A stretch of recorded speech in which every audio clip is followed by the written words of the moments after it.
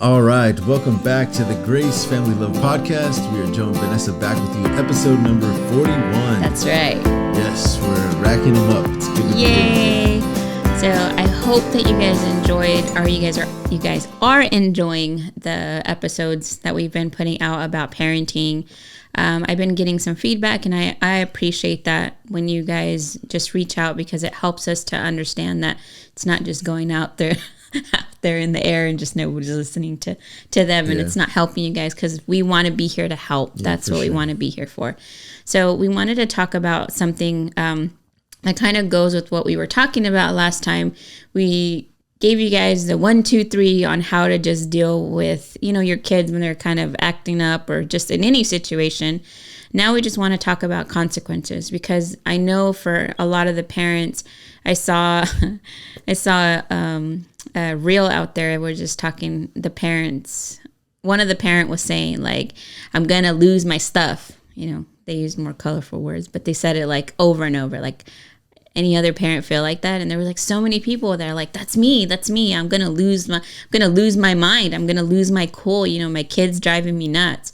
And the crazy part about it is that the kids don't know that they're making us like lose our mind every 5 minutes. Mm-hmm. They're just being themselves, knuckleheads sometimes, but they're being themselves. So when we do lose our minds, we lose the battle. And what I mean, the battle of parenting, the battle of making, or that moment to just, get something out of it, and where you're not breaking their character, and also you're not losing your mind. Yeah. Okay. And it happened to us last night with Lily for bedtime. Okay. So consequences is a big thing. It's a big thing, guys. And if we are not using that to our advantage, then we are missing the target. We are missing the point where we can actually teach our kids that no matter what happens in life, you are going to reap what you sow. So if you are doing something that's not good, you're going to get consequences that are not good. If you're doing something good, you're going to get consequences that are good. Yes. But you can't sit there and yell at your kid every single day of your life and not give them the good consequences, because they don't know the difference then. And then everything is just yelling and just a bad environment. I think that teaching about consequences is one of the greatest lessons that a parent could teach a child. Mm-hmm. And, if you wait until teenage years to really address the concept, and I'm not talking about, as kids get older, like, yeah, of course I tell them that there's going to be consequences. I'm not talking about like, say that one more time and see what happens, No.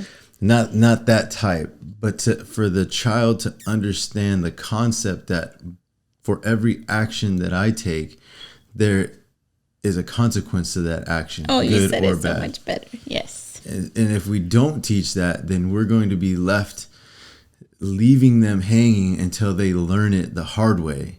And that's they're the thing. Victims. Right. And so kids are going to learn one way or another about consequences.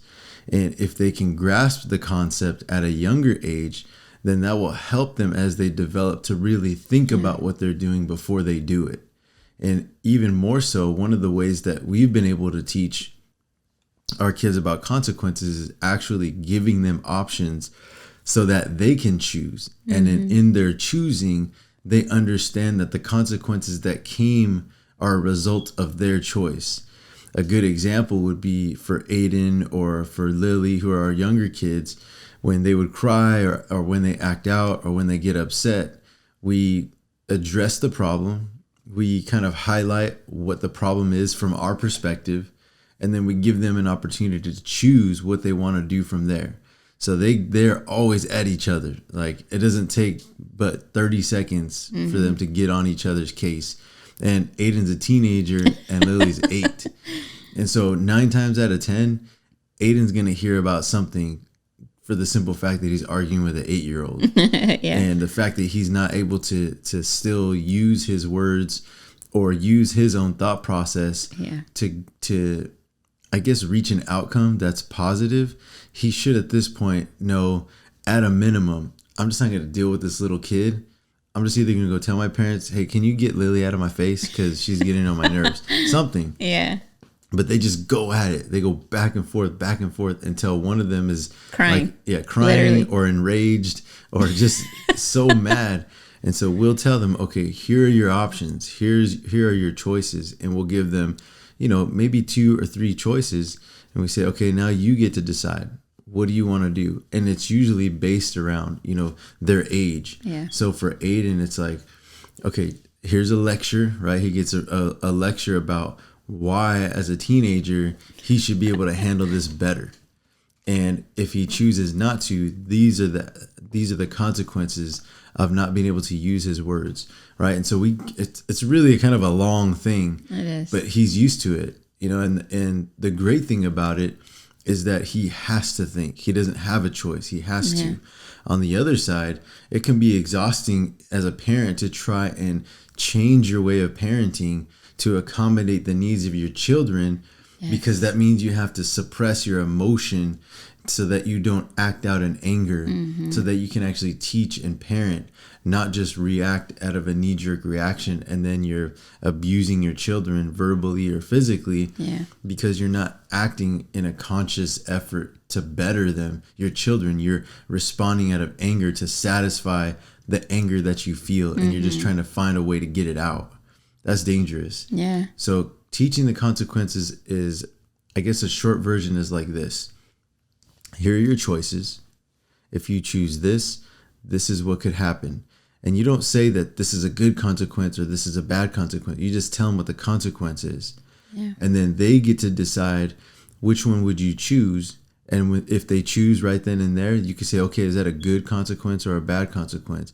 Help them walk through the process to understand how to connect those things.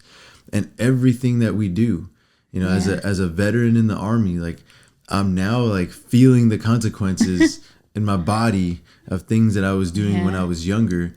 And I didn't even think that way. I thought I was invincible. I thought I'm going to live forever. Well, I didn't think I was going to live forever. I thought I was going to burn out pretty fast, but I didn't think that I could be, I guess, I don't know, like I was like superhuman. I could just do whatever I wanted to do when I wanted to do it.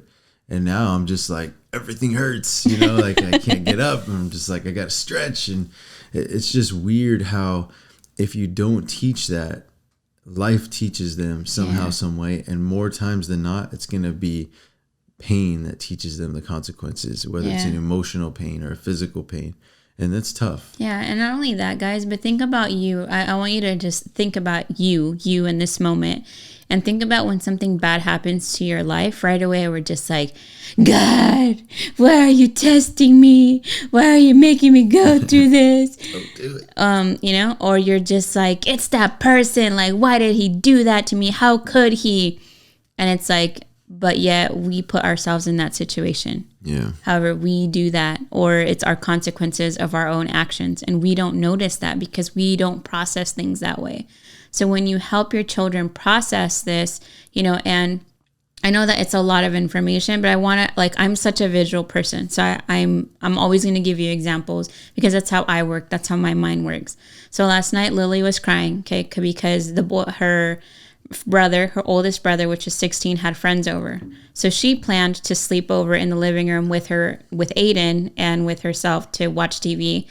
And now change plans. She can't be out there with all those boys, so she has to be in her room. And she's just like, but I said, and I was going to do this. And she was really upset because the plans change. So she's just like, but he wasn't supposed to be there. And she was upset. Like, she was literally full blown crying at, was it 12 o'clock at night? It's like 12 o'clock at night. She was crying. Joe was like, I could tell he was just like, somebody please come get this child. Like, I about had it with everybody. Yeah, he was like tired. So I'm in the mode. The thing about him saying like suppressing, that's the emotions that happens when you're just tired. You want to just go to bed or whatever situation, you're at the store. Emotions rile up because you just don't want to deal with it. However, those are moments where regardless, you have to stick with what you have to stick with. So I told her, look, we're going to give you a certain amount of time. And Joe's like, put the timer on. We're going to put the timer on. You have this amount of time. We already explained why you have to sleep in here. We already explained that. We even gave you an option to be able to sleep with us. So this is what's going to happen. If you don't want this, then the consequences are going to be this. We are going to take the iPad. We're going to turn it off and you're going to go to bed and that's it. So the time was clicking and she knew. She's like still crying and she's kind of like eyeing the timer, you know, because she knows when that timer goes off, we're serious. She knows we're serious. So kids, your kids know that you're not serious. Your kids know that that timer is going to go off and you're just going to lose your mind, and then they're going to go to the room and then they're going to play and then you're going to forget about it. So you have to stick to whatever it is that you're saying you're going to do. Don't let them get away with it. Yeah. If you don't want them to be bratty kids or to just say what they want to say or talk the way they want to talk to you, then don't allow them to get away with that. So when your kids have attitude, you need to correct that. When your kids are being mean and disrespectful, when they're hitting other kids, you need to correct that. You don't just say, I told you to stop that. Do not be hitting that. Do not be hitting your brother. No, that needs correction. That needs consequences, because if you just yell, that doesn't teach them that they can't do that anymore. So with Lily, I'm teaching her that she cannot just cry for hours and hours and hours just because she wants to cry. She can feel her emotions. She can be upset, but I will not allow her to be another me. There's no way. And what I mean by that is that she's just going to sit in her emotions forever because she wants to feel that emotion for as long as she wants to. No, she's going to have to control her emotions. She's going to have to say, you know what? Even though I'm upset, I'm not going to allow it to control me. Yeah. I'm going to shut it off because I can. And I'm going to choose to just have a different outlook. I'm going to choose to be grateful that my parents are letting me stay in their bed. I'm going to choose that I'm going to be grateful that I still can watch TV, even though I should be going to bed right now. Like, I need her to see those things. So, and she's 8. So those are the things that I want you to focus on. Like, I want you to look at parenting in a different way and not just get upset or have them get upset. Correct them. When you see 5-year-olds or 7-year-olds talking to their mom, be like, what? I don't want that. No, I don't want that. I told you already. And the mom's like, okay, babe, what do you want? Like, no, that's not okay. Yeah. Because what you're allowing your kid to think is that it's okay to talk to you that way. It's okay to talk to an adult that way and be disrespectful when they're smacking their brother, that it's okay just because you yell at them. Like, no, none of that is okay. You need to stop it and you need to cut it, and it needs to be cut like now. Okay, there's this verse that says, it's in Galatians 6, and it says, do not be deceived. God cannot be mocked. A man reaps what he sows. Okay, whoever sows to please their flesh, from the flesh will reap destruction. Whoever sows to please the Spirit, from the Spirit will reap eternal life. So if you think about it this way, when you satisfy your flesh, your emotions like this, you're going to reap destruction, anger, bitterness, frustration, depression, whatever it is. When you go to just feed that all the time, then you're going to just get destruction out of it. So when even Lily, when she is crying and crying and crying, like her feeding that like emotion, you know, that's not good either, because it's allowing her and to teach her that just everything can be thrown out of proportion. And I don't want her to do that. And it makes me laugh because she knows it herself. She'll cry and she walks by the mirror to look at herself to cry. It's like, why do you have to do that? Because she wants to see herself in that afflicting state. And that's not okay. It's not.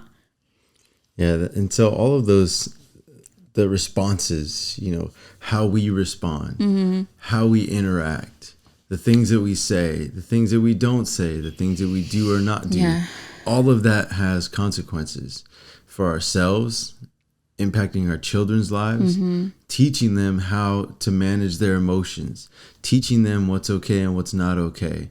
The longer we wait, the more difficult teaching them will become, not because they won't understand the concept, but to try and adapt to the new understanding and then apply it to their life is where it gets difficult. Yeah.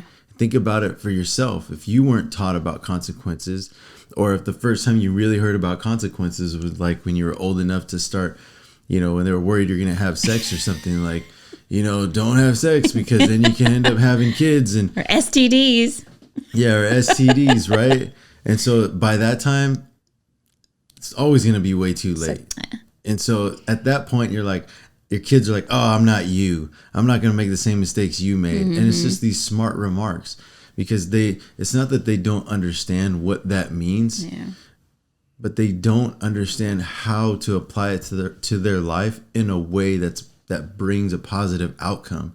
They don't stop and think about what they're doing first to truly grasp that this action, we'll just keep using, if kids are having intercourse at a young age, everybody knows like, okay, that I could have a baby, right? But they think that they're doing things in a way that is not going to produce that outcome. But they don't stop and think about it's not just the baby part. Mm-hmm. It's raising a child. It's diapers. It's money spent on formula, or it's having to stay up long nights and do all these things. They don't think about that. And that's because they have not learned to apply this concept of consequences that would cause them to think before they act. Yeah. So I just can't stress enough how important that would be for any parent to teach their kids at a young age about consequences. The younger you start, the better it is, because it becomes like second nature, and kids could then start making decisions about their life, important decisions, mm-hmm. based on the idea that every choice that I make has a consequence to it. Yeah. I was just listening to Vanessa talk, Brandon and her were having a conversation, and just thinking about some of the ways that he thinks was really impressive to me, to know that he thinks ahead in that way. Mm-hmm. The kids, him and his friends, now they're getting to the point where they're halfway through high school. Yeah. College is the next step. And so now he's really honing in on what steps do I need to make to get to the goal in my career that I want to have. And so all of those things involve different areas of his life. So friends has an influence, right? What if all his friends decide to go away into different countries or different states, or are they all going to the same place? But he understands that each friend has to make a decision based on the well-being of their own life. Mm-hmm. So they can't just all join hands and say, oh, we're going to all go to college together. It just doesn't work that way, because someone is going to end up sacrificing. Okay, relationships are also important. But does that mean you change your plans so that you give up what your dreams and desires are for the sake of someone else? And if that happens, what is the outcome of that for one person or the other? Somebody's going to be giving up or sacrificing something they desire. So all of those thoughts are things that he's thinking through. Yeah, he said those things out loud to me. Yeah, and it's because he's understanding that every choice that I make, the influences that I allow myself to have around me, what could have an impact on my decision-making process. Mm-hmm. And I just can't, be more proud of how he can think like that. And so the younger you start, the better off it is. Yeah. And of course, it's relative to their age. When they're little, you teach them that hands are not for hitting and their teeth are not for biting people, those kinds of things. And as they get older, like Vanessa was saying, just really investing the time to correct, guide, and instruct with love, in love, through love. When you're able to do that, man, it's difficult. Don't get me wrong. It's tough because we want the immediate, quick response. If we yell real quick, they'll be shocked and they'll know that we're serious right away. And it'll stop for that moment. Exactly. It'll put that moment to a halt and stop it. But the investment in the process won't be there. And it begins to deteriorate on your relationship with your child. It begins to deconstruct their character. Instead of building up, now we're tearing down. And it begins to separate ideas of consequences and action. Yeah. Because everything I do, I get yelled at. Everything I do is wrong. Everything I do, I'm not good enough. Yeah. And it bunches everything they do to something negative. Mm-hmm. And so why try? Because it's not going to make it any better. Why try if I'm only getting yelled at anyway? So I might as well just do whatever I want. Yeah. Because the outcome is going to be the same. That's not what we want. Yeah. So I don't know. Consequences are really big for me. And really, honestly, consequences are big for me now because I'm suffering the consequences of things that I didn't know, or things that I didn't teach my oldest son, or things that I didn't apply to my own life when I was younger and growing up as a young adult. Yeah. And because of the consequences I'm suffering now, and I'm talking deep rooted stuff, right? Like I'm happy about our marriage. I'm happy about where we're at, right? If you know us from before, blended family. Yeah. I come from a divorce, right? So Don't recommend it, guys. My relationship was broken. And so consequences. So was mine. Yeah. Consequences of my actions. Getting together, not understanding what it means to be a good husband. So we suffered years of heartache and struggle because we didn't understand. And so we were suffering the consequences of our way of thinking, of our way of behaving, of the way that we've adapted, that we thought we were right in our own mind. Financially, I'm happy where we're at now, but we had to struggle for a long, long time because we didn't manage the finances well. And again, consequences of just my lack of responsibility to take ownership and be a good steward of the finances. So all of these things have a long-term effect if you're willing to just buckle down and put the time in now. And trust me, man, you will not regret it. Your kids will be blessed. Your kids will thank you for it, and they'll bless you when they get older. Yeah, I want to close off with this. So just know, guys, like when your kids are older, and when Joe talks about like giving them the option at that moment to choose, you literally put them in a fork and you tell them right or left, and you make them choose, but you need to make it known you choose right or left.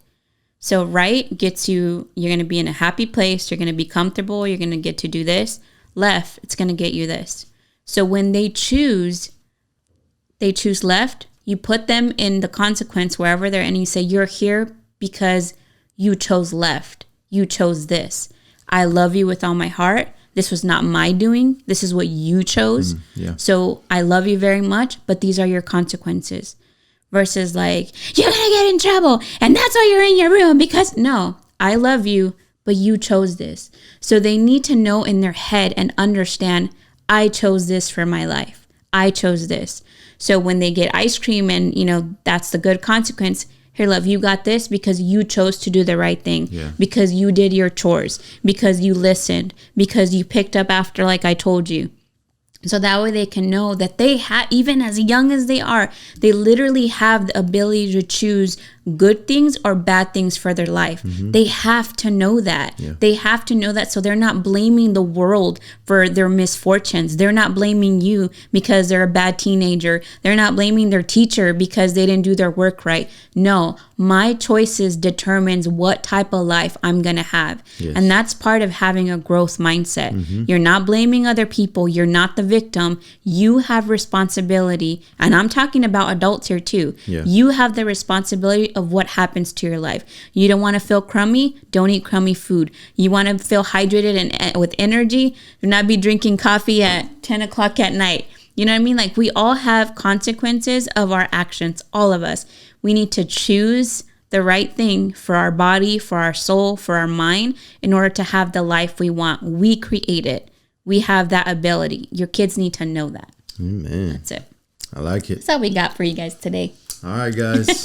We're going to pray, wrap it up. That's we right. Hope you guys are blessed. Yes. Am I doing? You're doing it. I'll do it. Lord, thank you for just really, really working on us so that we could get to this place where we are now, to share what we've been through, to share how you've helped us along the way, to be an encouragement for others. I pray that for us and for everyone listening, that we would just take these words to heart, that we would apply it to our life and help us be the teachers that you called us to be. Help us to be the parents that are willing to invest the time and energy to building up our children and instructing and guiding them in the way they should go. Lord, bless each one listening, bless their family, bless their home. In Jesus' name we pray. Amen. Amen. All right, guys, take care. Bye, guys.